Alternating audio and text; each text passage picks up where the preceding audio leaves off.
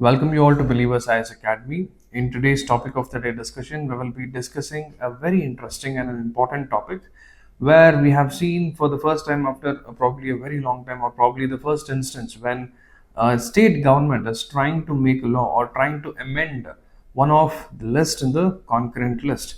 Talking about it, the topic of today's discussion is the amendment to the Wildlife Protection Act 1972, which is being introduced by the Kerala government, right?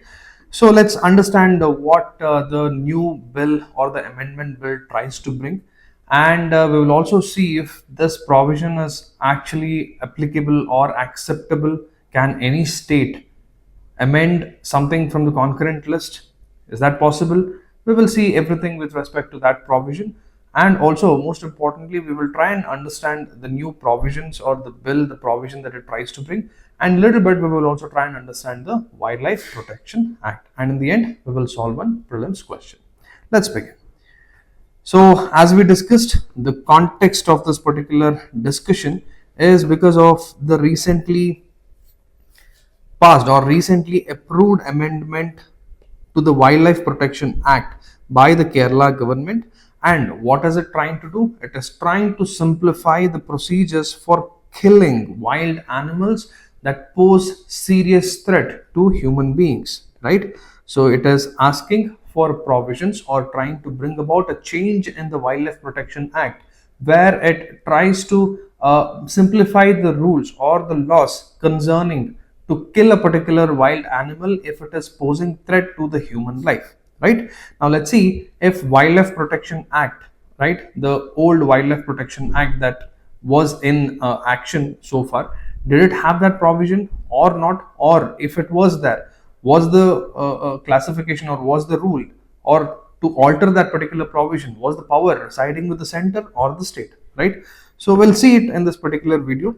And another important is the reason as to why the provision is being implemented with respect to killing the wildlife animal, posing threat to human life, is because of the issue which is very prevalent in all parts of the country, mostly because of the rising man and animal conflicts, and especially the one which we have recently seen in Kerala. You can see a lot of videos, YouTube videos on certain animals, especially elephant, wild boar, tiger, leopard, attacking the human beings, right?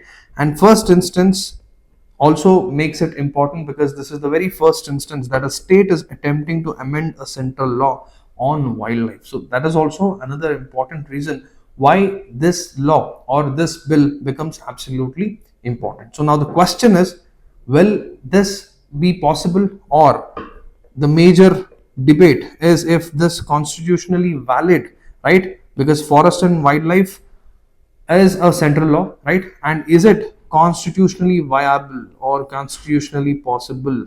The answer is yes. Why? Because the Wildlife Protection Act, right, is a part of your concurrent list and not the part of the union list, right? So it was moved to the concurrent list, very important, under the 42nd Constitutional Amendment Act 1976. The Wildlife Protection Act 1972 was considered to be a concurrent list subject, a subject under the concurrent list, and hence both the state and the center can make laws on this particular subject because it is in concurrent list. And if the provisions with respect to the law that the state is making is not in accordance with the center's interest, right, then center can obviously pass another law and that law prevails, right? The law which is further created by the center opposing the state law actually prevails, right? So that is what the concept of concurrent list is. If there is a dispute between the state law and the the center law, usually the center law prevails. And on the other hand, if the president gives his assent to the state law, although it is a law on a concurrent subject, still if the president's assent is received to the state law, then the state law prevails, right? So this is important. So hence the state government of Kerala has recently approved an amendment to the Wildlife Protection Act. And if your question to this is still there, I think it is better, you understand that it is absolutely possible provided President accents or gives his assent to the bill. So let's understand about the Wildlife Protection Act 1972 now. It was enacted to provide a comprehensive legal framework for protection of wild animals and plants, regulation of hunting, possession, and even the trade concerned with particular species. Could be animals and also it could be plants, and also to establish certain protected areas, right, in terms of wildlife sanctuaries, national parks, etc. And also it enabled India to ratify CITES. What are CITES? Basically, it is a convention on international trade in endangered species. It basically regulates or monitors the trade, the international trade with respect to or concerning the endangered species.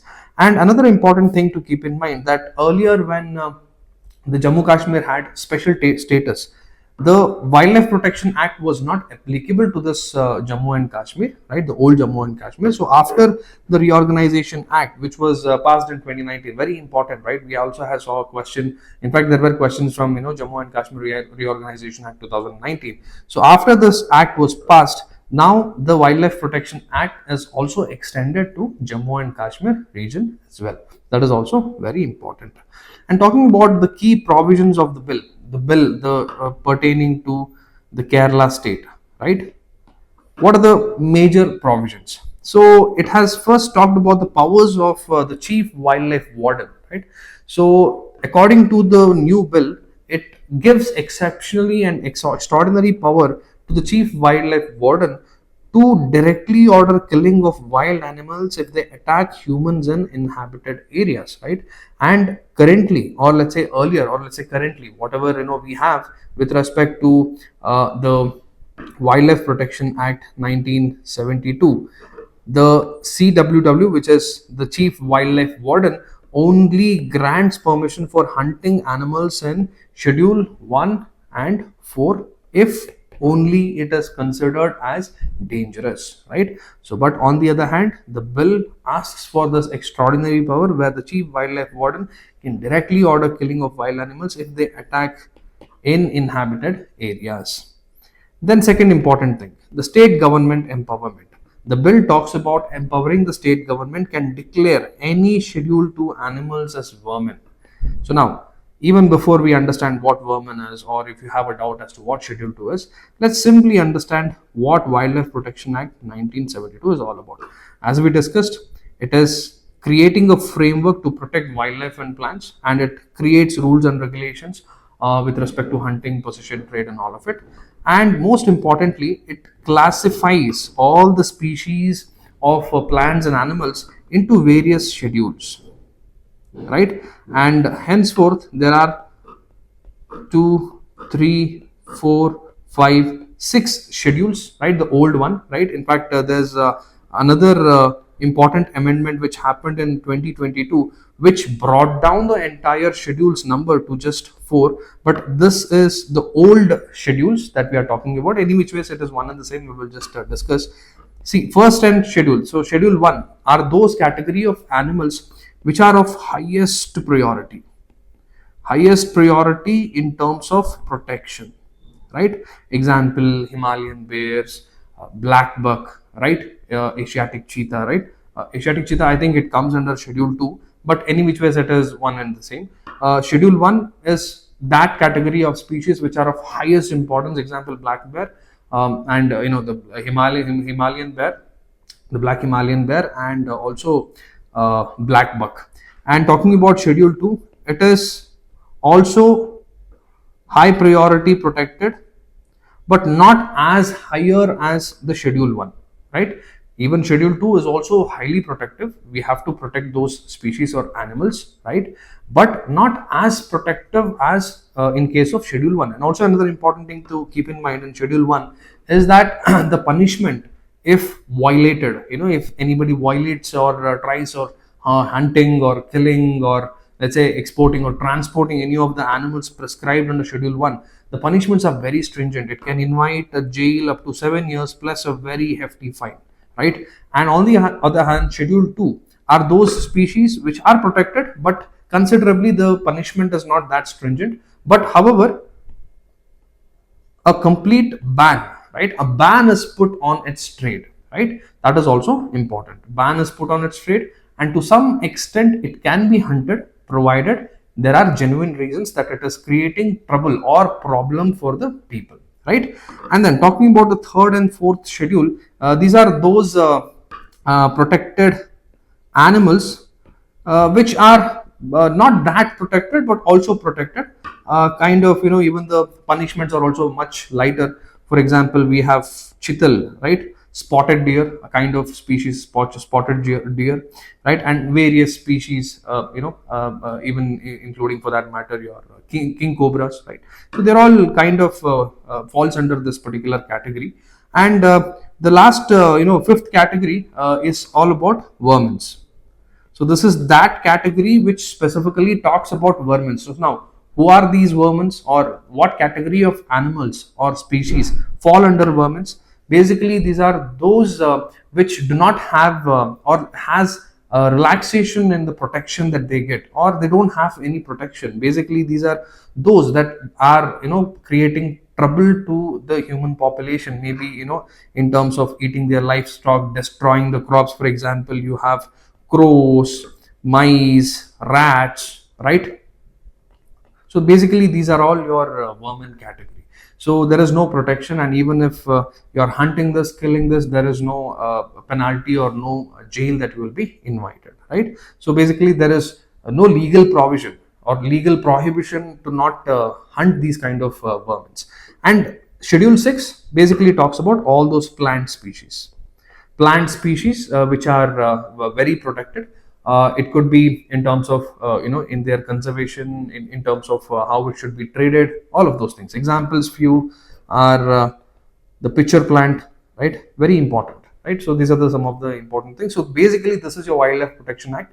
And the very recent amendment, what we saw in the 2022, completely brought down the entire number of schedules to just 4. So of course, 1, 2, 3 to some extent is still there, but the fourth one, right? The fourth schedule is where they have recently added the CITES, Convention on International Trade of Endangered Species, right? So in order to ratify the CITES, they have given this, or let's say added it under the Schedule 4. The rest, everything, the top 3 schedules pretty much is the same thing. Well, any which ways, if there is a requirement for you to understand specifically about Wildlife Protection Act, of course, a very important act, we will make a separate video on it. Please do let us know in the comment section, right?